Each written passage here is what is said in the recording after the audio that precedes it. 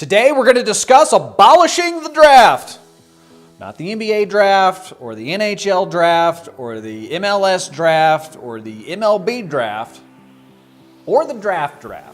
We're just talking about the NFL draft, okay? At Cover 2 in Austin, you get half-priced wings or tenders with the purchase of a beverage. Dine in only, Cover 2 in Austin. I wouldn't even know what to do with hockey.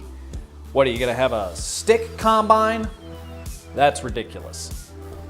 Although watching men skate around in their underpants would be very amusing. No, it's time to tear down this hedonistic ritual sacrifice to the god of shame and resentment. The draft, as it currently exists, is basically like a Tim McGraw concert. So you went to go see Tim McGraw, but instead you just got 4 hours of a guy in a suit who vaguely resembles your boss, who you hate. Here's how the draft works in summary. Hey you, you're really good at that.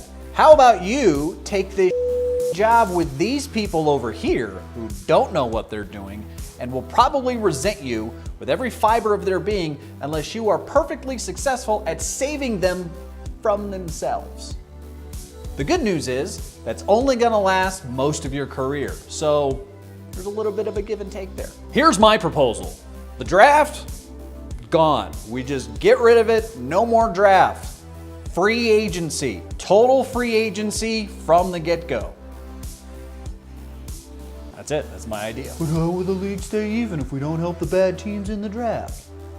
It's still a salary-capped league, people. That will keep things even. It will also make it easier to spot the teams who are willing to take risks on guys who definitely punched and choked their pregnant girlfriend and may have also potentially punched and broken the arm of said child, and then the teams that don't take that risk.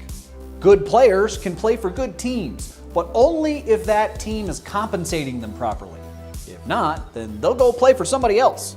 At least the players have the choice. Now, who does this help the most? Players. There's no question that this absolutely helps the best players in the draft the most. It gives them leverage over GMs and coaches who do nothing but spend their entire day figuring out how to squeeze every last drop of production out of every single one of these guys so that they then don't have to pay them a second contract. So there's a little give and take there. Who does this hurt the most?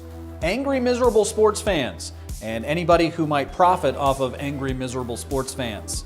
Look, I understand that this is the one moment in the year wherein you, as an angry, miserable sports fan who pay thousands of dollars to your organization only to watch them go somewhere between 4-12 and 7-9 every year, this is the one moment where you get to live out your fantasy. You get to pretend that this is the launch pad that is going to turn your team into a dynasty the likes of which the NFL has never seen. But unless you're a Patriots fan who hated Drew Bledsoe in the year 2000, probably. Also, this would be terrible for Mel Kiper. This man has made his living and his name off of telling us whether or not this 5-star wide receiver from Ohio State has incredible quickness, or great intangibles, or a drug problem. And much like his fellow flesh peddlers throughout history, he'll have to resort eventually to writing articles no one reads because the internet has made his product totally obsolete. I get it. Taking the draft away from angry, miserable sports fans would be like trying to take away Pornhub from teenage boys. Or men under 30.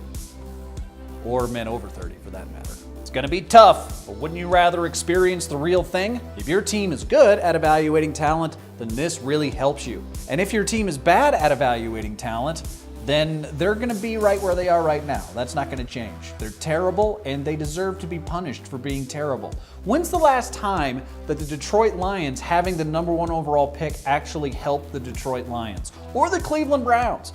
Or the Washington Redskins? And before you punt and say that the Browns are no longer in that group, I don't know how, but if anybody can figure out how to go 4-12 with this Madden roster, it's the Browns. So that's it. Abolish the draft.